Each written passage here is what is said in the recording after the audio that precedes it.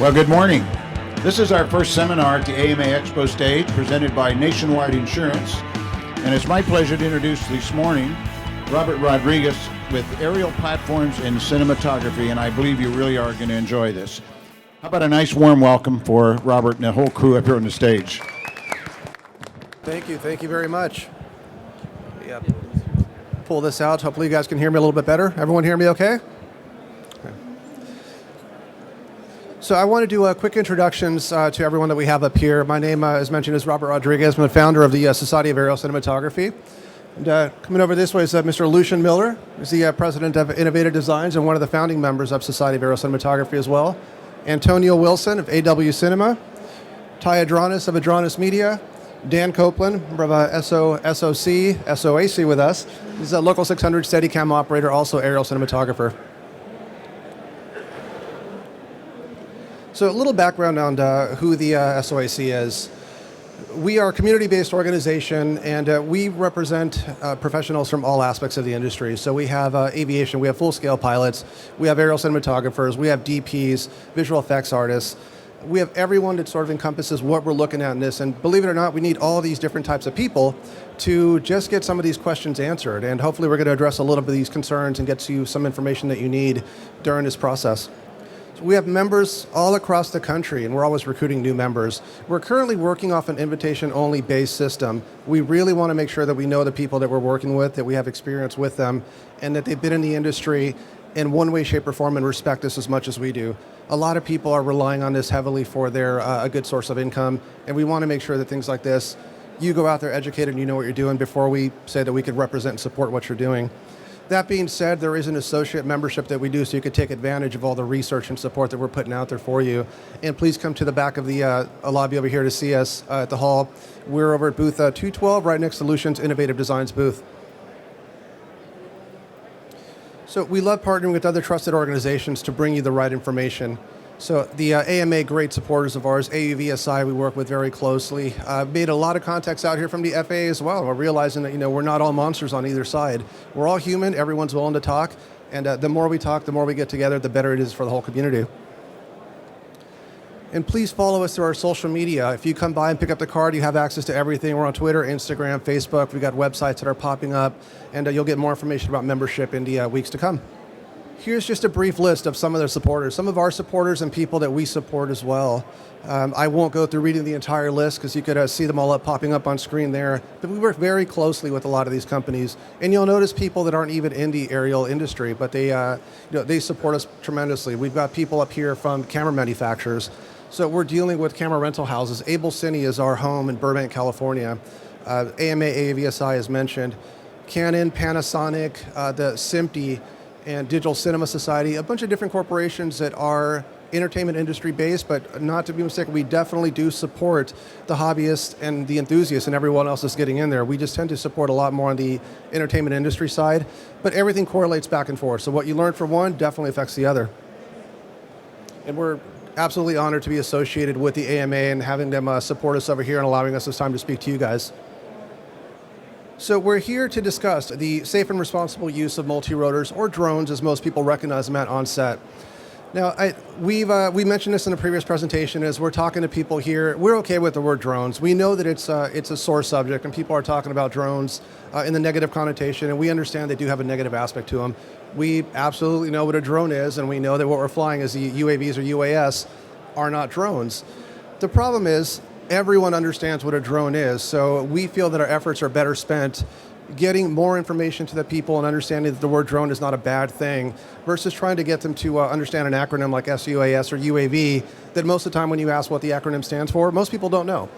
So, it's a lot easier to say drone. People get what that is, and we could sort of talk about things there and forget about the semantics of the words. Multi-rotors, have they become a new form of cinematic expression, or are they just a nuisance to production? We're going to talk a little bit about that here. And what are the benefits of using multi-rotors versus traditional methods? So there are tons of production-friendly reasons to use these, but there's also places where you shouldn't. And we'll touch a little bit about that over here. They're fantastic tools. They set up really quickly, and we'll get into more detail as I mentioned over here. But there's definitely times for all the advantages that you have with them, there's disadvantages that could be argued for every fact, and we'll touch through them through the presentation. One of my favorite little quotes from a comic book that I've been reading for years. I'm a Spider-Man nerd, sorry everyone, but with great power comes great responsibility. And I've worked with so many people that are blessed to be able to buy the best means of equipment. And unfortunately, a lot of people out there are regulated only by the limits of their American Express card. If you can afford it, you buy it, you fly it, you crash it, and you keep building. You never really learn the right way to do these things. So with that, owning editing software does not make you an editor. Shooting stills or video doesn't make you a cinematographer or a videographer. And then owning a multi-rotor with a camera on it does not make you an aerial cinematographer, in the same way that knowing how to fly a small quad with a camera on it doesn't give you the right to endanger others. Please don't just think that you can come to a show like this. You see how easy these things are to fly. Everyone that's demonstrating these out here have been doing these for years. They understand and they respect them. They look insanely easy, and yes, a lot of them are really easy to fly, arguably fly themselves. But that's not the case. They're very dangerous tools and you have to respect them. So let's look over some of the advantages of using the multi-rotors. And you could see up on the slides on the screen. They're, as I mentioned too, they're really quick and easy to get up on set and launch them within minutes. You can do fast relocation, so pretty much all day long. If you've got 4 or 5 different setups that you have to go to that use this, plan them all for the day. They're very easy to get set up and running. Versus full scale. So, and I'm not saying as well that some things like this you can't use a full scale. A full scale always have their place. There's a gentleman in the audience that has a full scale company pioneering this in the industry for many, many years. And actually one of the 7 that's been granted the exemption by the FAA. And actually I'm going to put him on the spot and just recognize Mr. Tom Hallman out there for making things a lot easier for the rest of us that are starting to look for exemption. Tom, please stand up, wave to the audience, and everyone please give applause for Tom Hallman. I love putting people on the spot. Don't worry, some of you guys are next. But they're very cost effective and very, very safe to operate in more confined areas than you could with full scale, and safe in the hands of the right personnel. So again, they don't fly themselves. We don't want you to run out and pick something up and go start to sell your services to the next major motion pictures out there. Some of the efficiencies that you gain from this with creative freedom. So there are unlimited possibilities with these. You could see something on a shot over here, and shots like this would take multiple setups. You would have to go through different cutaways to get this, and you wouldn't get the same fluid motion you would with this shot from traditional systems. You could absolutely set them up, you could run through the whole process, and it'll take you about 4 or 5 takes to get all this way through. So with a multi-rotor, this is a quick and easy setup. It's very safe, it tells a shot and tells a story beautifully. And even in some cases here, yes, you could possibly get this with full scale, but it may be unsafe at this altitude.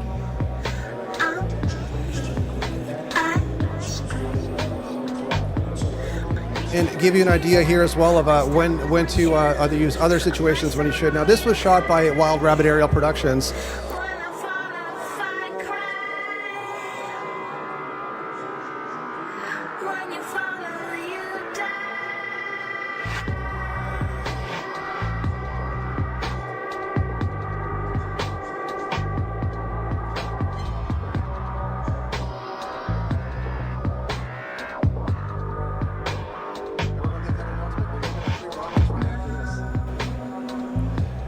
So this was shot by Wild Rabbit Aerial Productions. Now, Drew Roberts, who's their pilot, is over in our booth in the back over here. Can talk a lot more about this.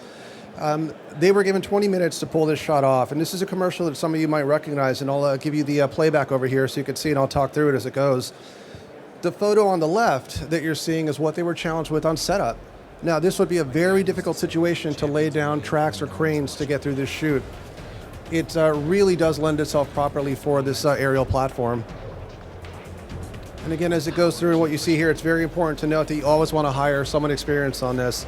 They are very dangerous, especially in quarters like this and when you're dealing with this, and God forbid you hurt anyone on your staff, your crew, or an Olympian like Apollo Antonono. Nutrients to refuel, protein to rebuild. They also lend very nicely to production value. You end up with commercials that, or any spots, anything you're doing with it, with just a little bit of flair, just a little bit of extra that you get on this, turns it into so much more production value. If you look at the shots that are playing there, this little truck just sort of going there with the shots going through, this is something that you would expect on a Mercedes-Benz commercial or a high-end car commercial, somebody goes through there. Not a low-budget commercial, low-budget films. So now you could really afford some of these shots to give you more production value, give you more bang for your buck, very cost-effectively and very safely on set.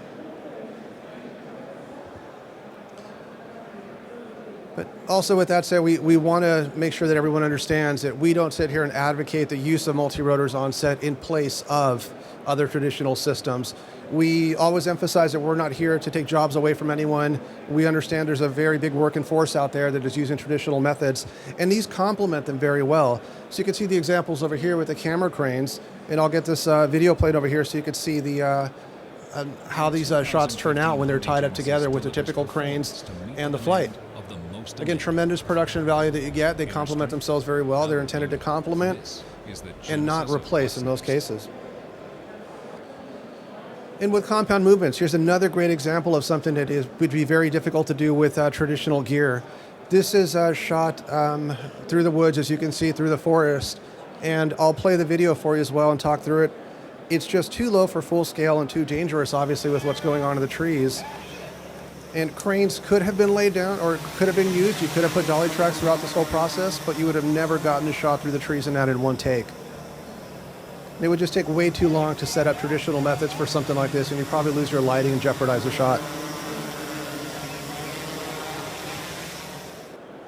And we've got this reel and all the content you're seeing also playing back at the booth with the people that shot it, so a lot of questions could be answered back there if you guys are interested.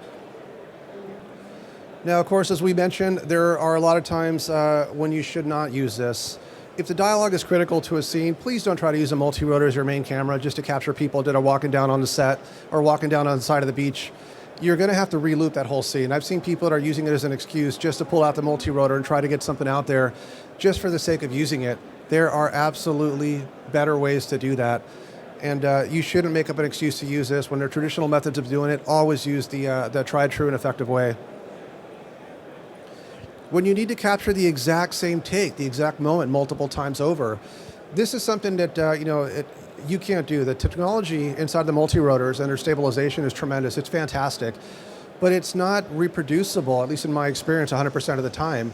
So if you're trying to follow waypoints or tracking points to do something, you're not going to pull them off based on wind conditions and different topics that are happening throughout the day. This is where a technocrane, something is absolutely invaluable to the setup. You program it in, it follows the same exact movement multiple times. So again, not in place of, but to complement. If your talent isn't comfortable around these systems, you're not going to get the performance you want out of them. So when you're dealing with this on set, most of the people only know the negative connotation, the negative aspects of the multi-rotors. They understand that these are now being used by people like paparazzi to capture the shots and invade their privacy.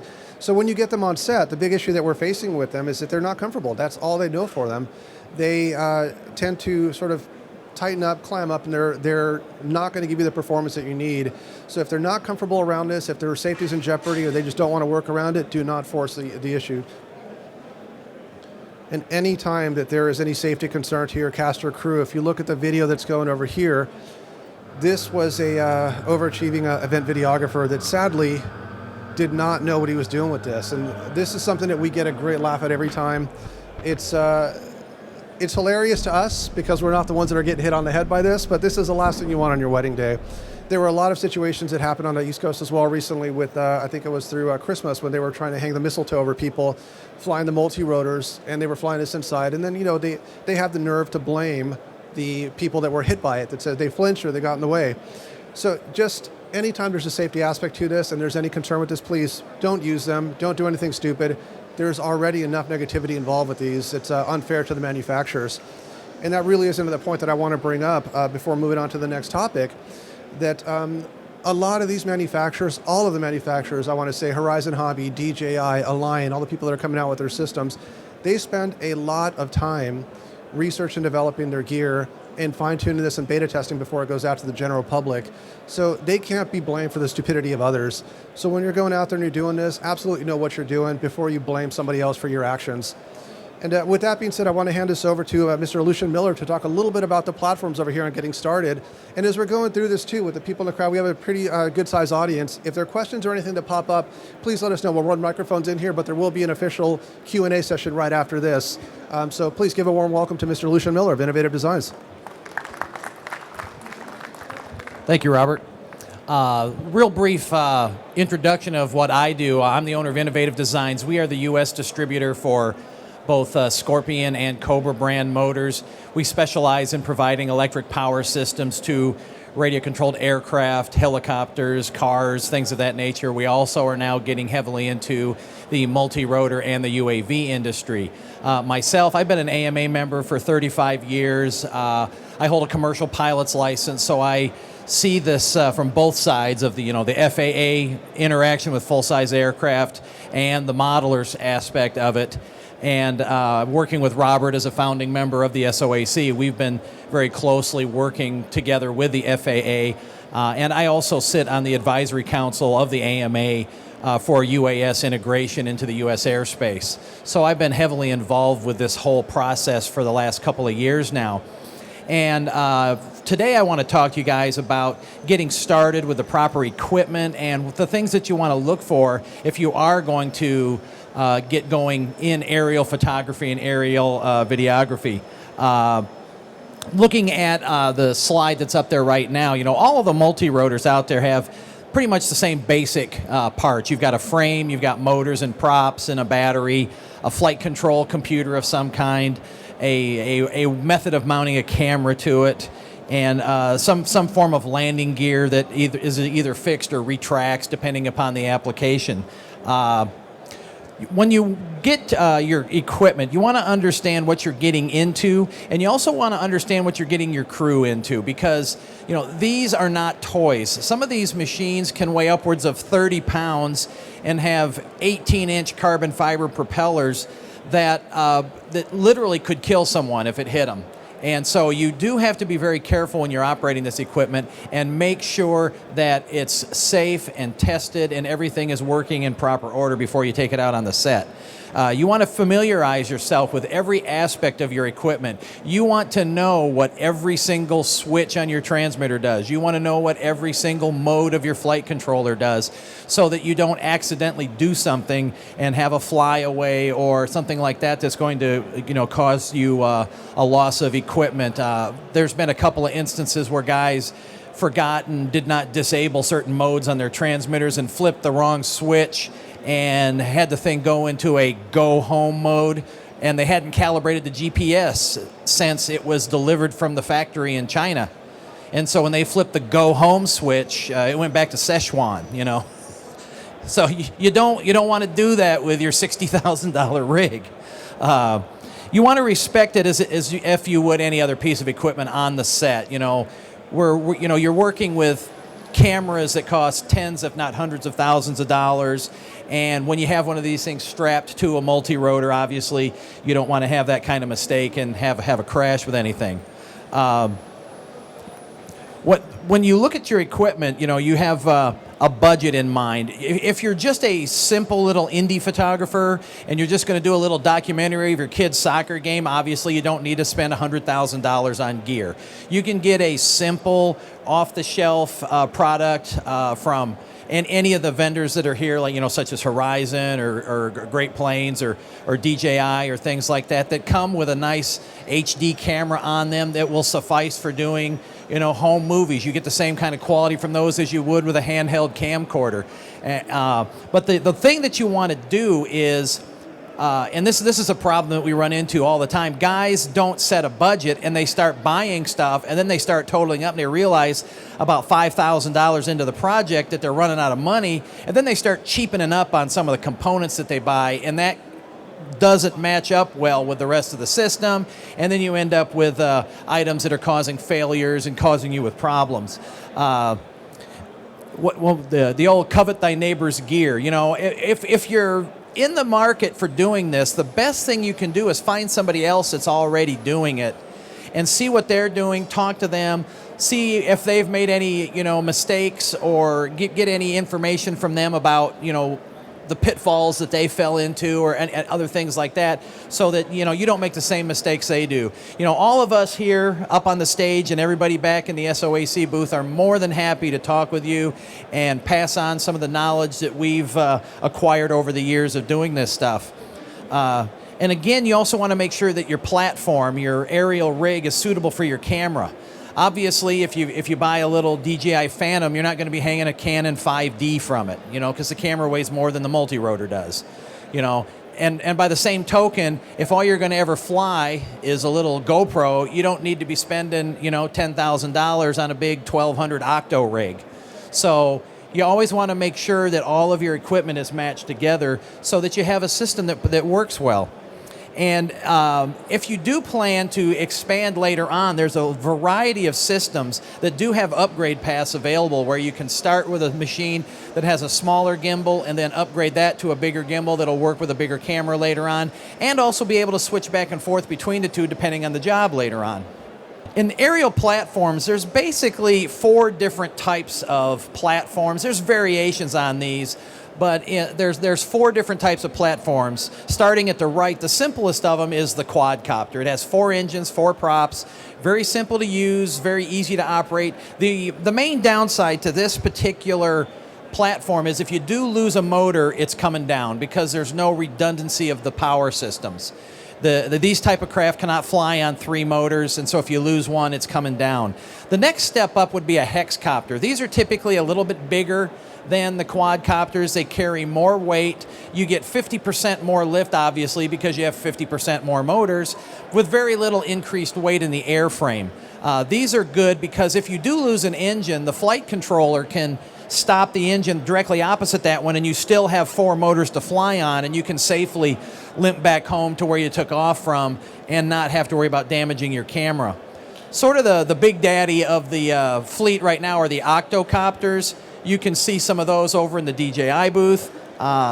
They've got 8 motors on them, and these can actually lose 2 and sometimes 3 motors and still maintain flight controllability as long as all 3 motors aren't on the same side of the craft that fail.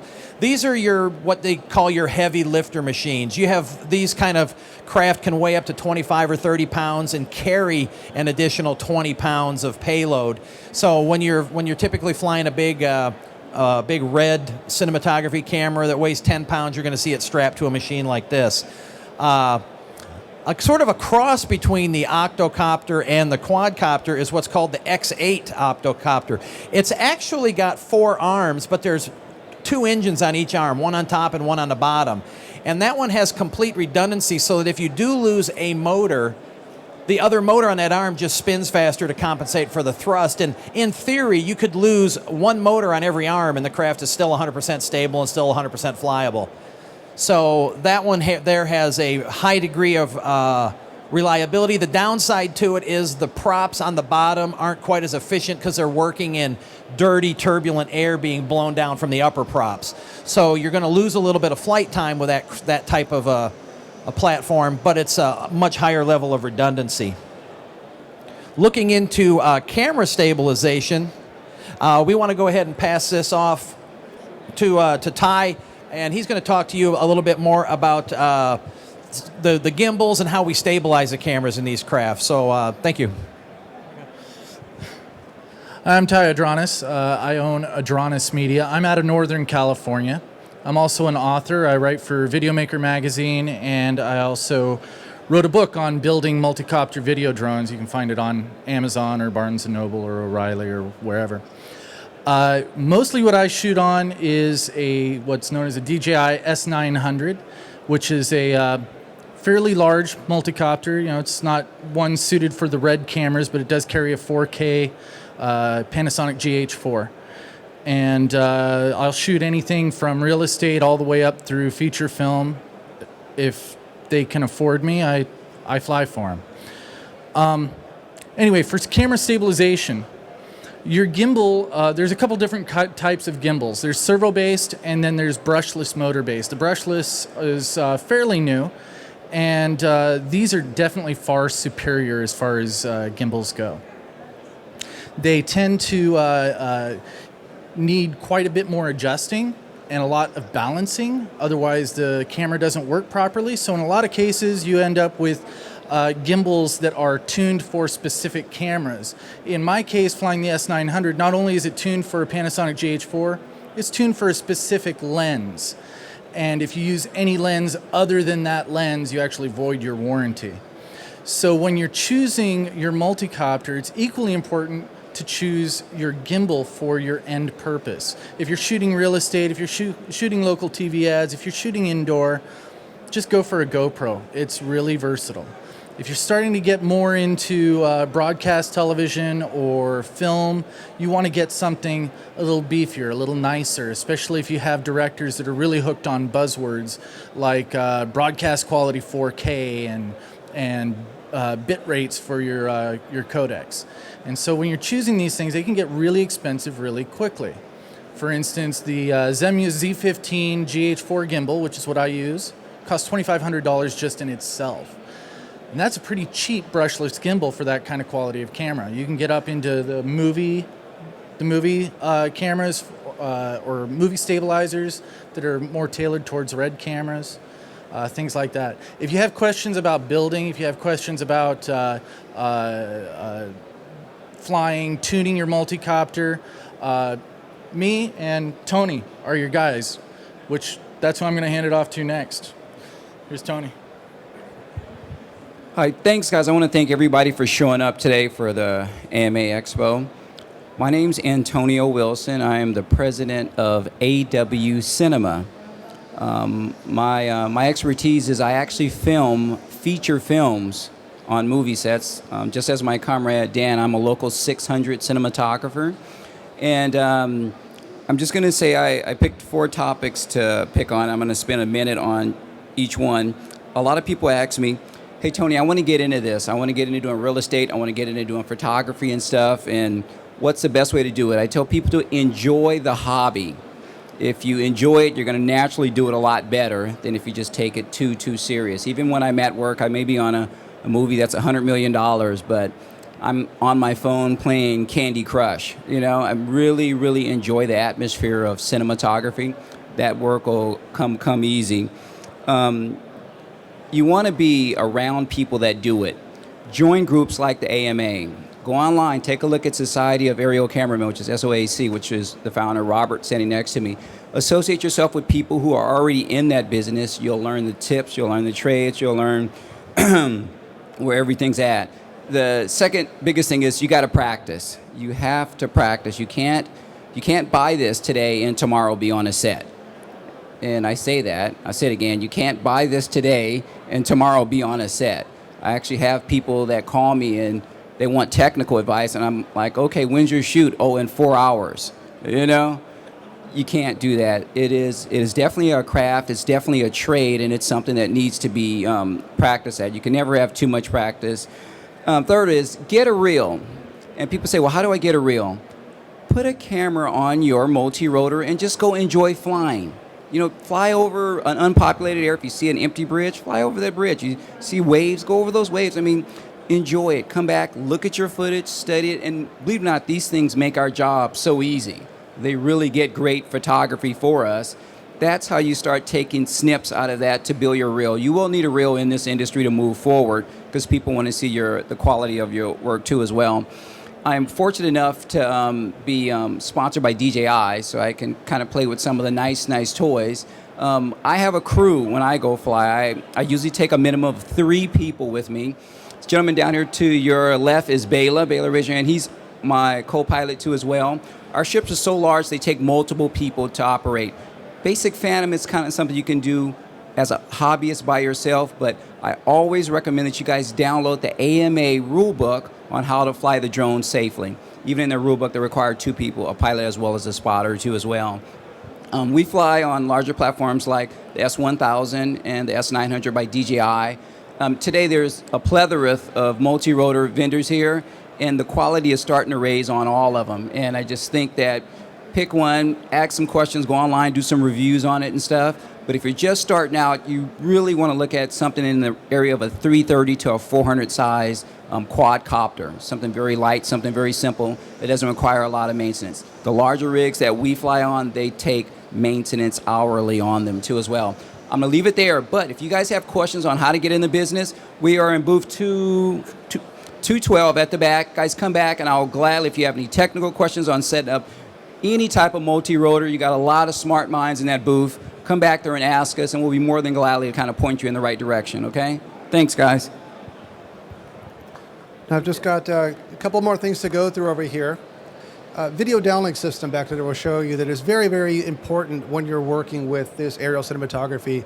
No latency is key. The DP wants to look on Video Village. They want to be able to see what your camera is seeing. So please come back to the booth as well and see our demo of that. And right after this, we're going to be in the flight cage, both in the flight cage here and the ballroom doing some demonstrations, and we'll get you on some hands-on as well. Last thing before we get into Q&A, if time permits over here, learn at home. Please take time to get a good simulator.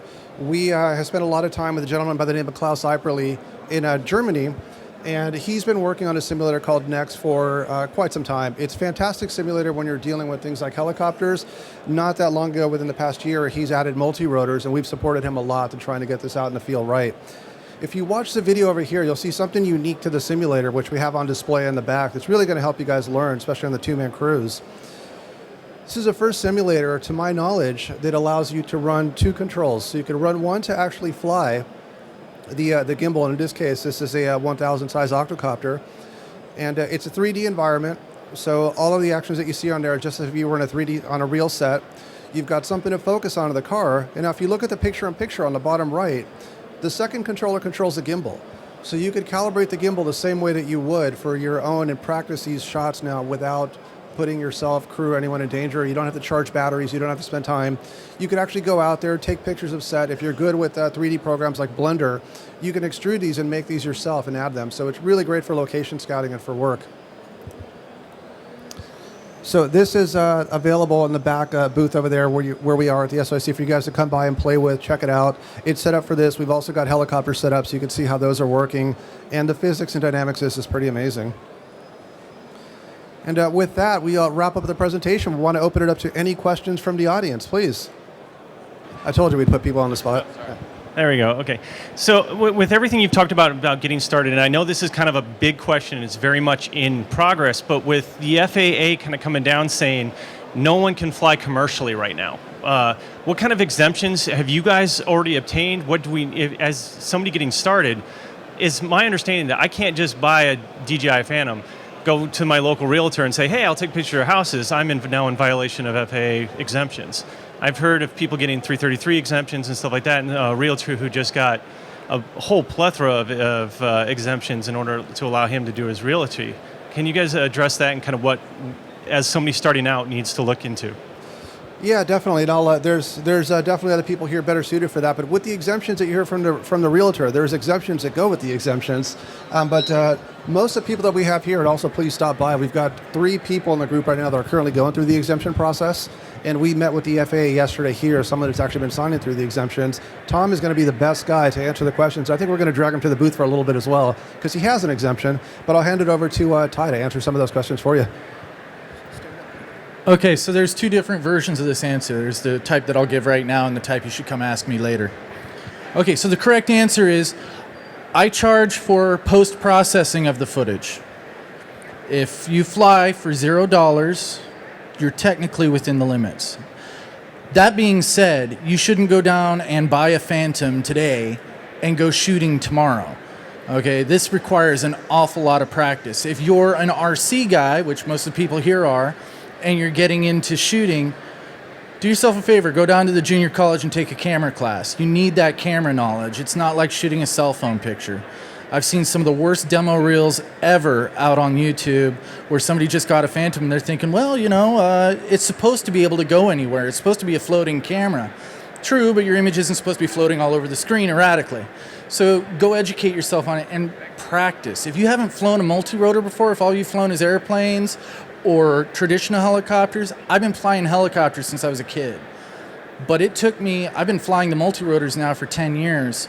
It took me up until only about 3 years ago before I started being willing to shoot frames professionally. It may not take you that long because the technology has progressed exponentially, but at least put in several months. Make sure you go through at least a few months of flying every day with no crashes before you go subject other people's property to the thing. But yeah, come talk to me afterwards. And definitely Tom, he's the guy that looks a little bit like John Malkovich right over there. He has his exemption, but it's for cinema, not real estate. Thank you for the question. Any other questions? We have 2 questions over here.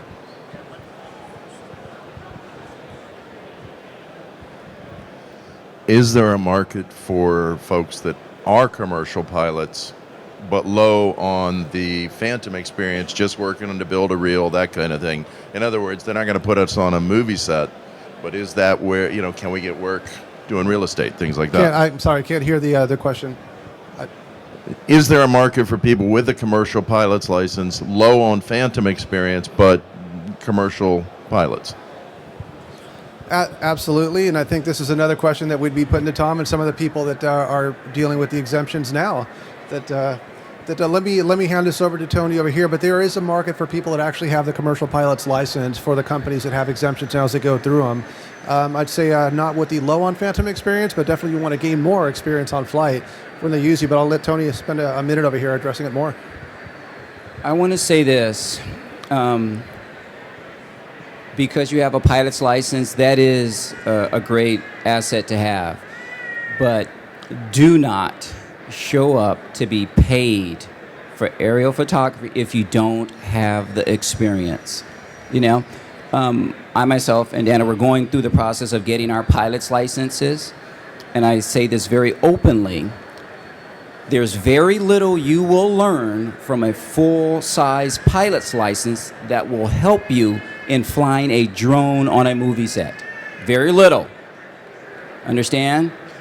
The FAA and the AMA, they're working with a program that'll specifically tailor a certification based on flight experience and knowledge. When that comes around, we'll be happy for that, And should I say, it's a total waste to get your license? No, it's not. Obviously, I'm getting mine. You know what I mean? So there are some things, ceiling, 450, you know what I mean?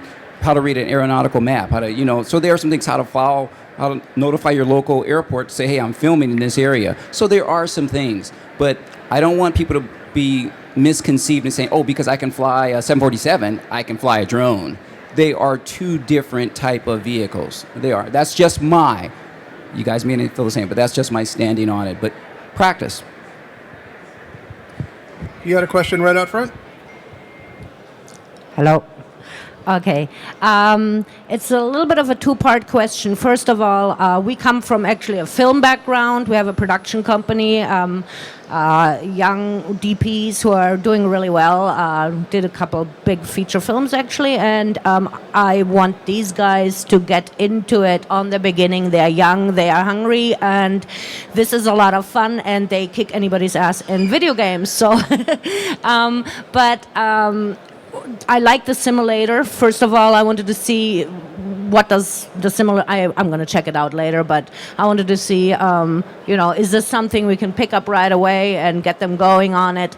And then the second thing is, as we were looking through the FAA and this and that, I noticed from what I saw that it's one lawyer out of DC or whatever who got all the exemptions on the most of the things, and everybody seems to have a pilot license kind of a thing on there. So is it right now to you do have to kind of have a pilot license to even get this exemption?